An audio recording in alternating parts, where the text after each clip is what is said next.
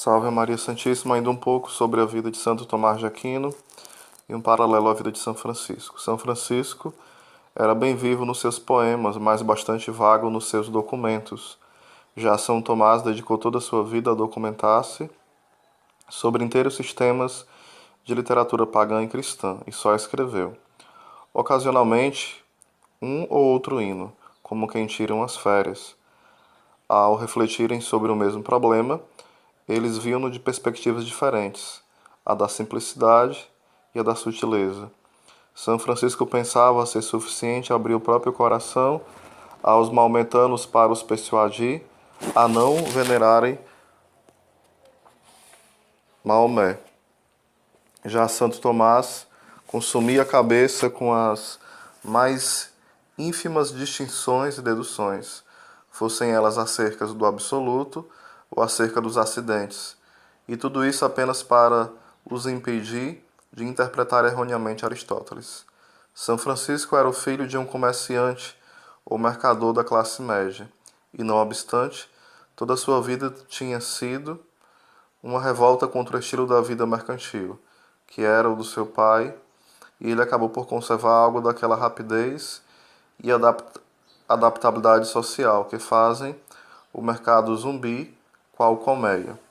Para usar um dito comum, apesar de muito gostar dos campos verdejantes, não parava quieto num sítio a deixar que a erva lhe crescesse debaixo dos pés. Ele era o que os magnates americanos e os gangsters chamam de cabo elétrico vivo. É típico dos modernos mecanicistas que, mesmo quando estão a tentar imaginar um ser vivo, só consigam lembrar-se da metáfora mecânica de uma coisa morta. Existem minhocas vivas, mas nunca se viu um cabo elétrico vivo. São Francisco teria concordado de bom grado que ele era uma minhoca, mas seria uma minhoca bem viva. Tendo sido o maior dos inimigos do ideal, mexe-te e vence a qualquer preço, ele com certeza já deixara de parte o vence a qualquer preço, mas continuava a mexer-se. Santo Tomás, por seu turno, vinha de um mundo onde poderia ter gozado a calma de uma vida de ócio, e de resto, continua a ser um daqueles homens cujo trabalho tem algo da placidez que é própria do ócio. Trabalhava arduamente, mas era impossível confundi-lo com um fura-vidas agressivo. Havia nele algo de indefinível, o ar que envolve aqueles que trabalham mesmo sem precisarem. Na verdade, ele era por nascimento um fidalgo de uma grande casa nobre, e essa serena imobilidade pode ficar como um hábito, mesmo quando já não é um motivo. Mas nele, ela manifestava-se apenas nos seus aspectos mais amáveis. Por exemplo, notava-se porventura algo dela na cortesia e na paciência que, sem esforço, usava com os demais. Um santo é um homem antes de ser um santo, e pode fazer-se um santo a partir de qualquer espécie de homem. Ora, a maioria de nós escolherá entre eles diferentes tipos, segundo os gostos diferentes de cada um.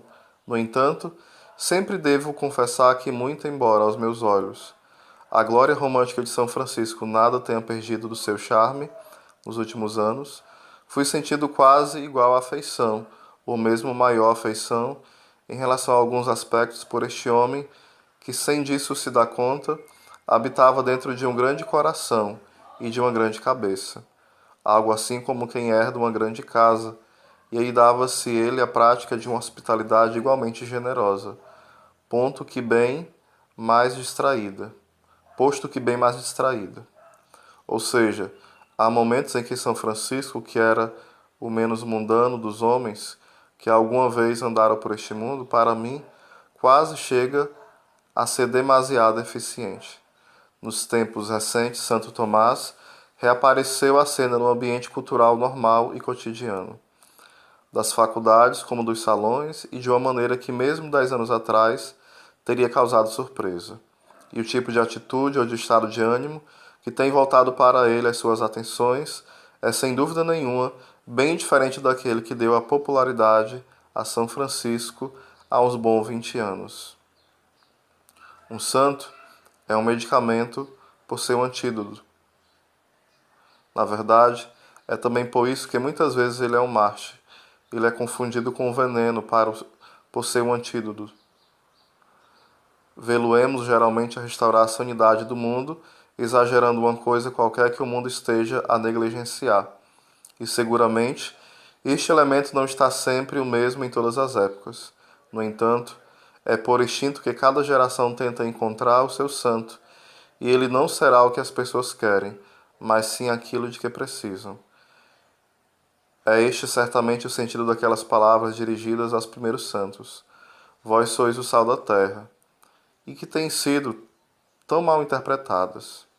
Foram elas que levaram o ex-Kaiser a fazer notar com grande solenidade que os seus bojudos e musculosos alemães eram o sal da terra, querendo com isso dizer que eles eram os mais bojudos e musculosos da terra, por isso os melhores da terra.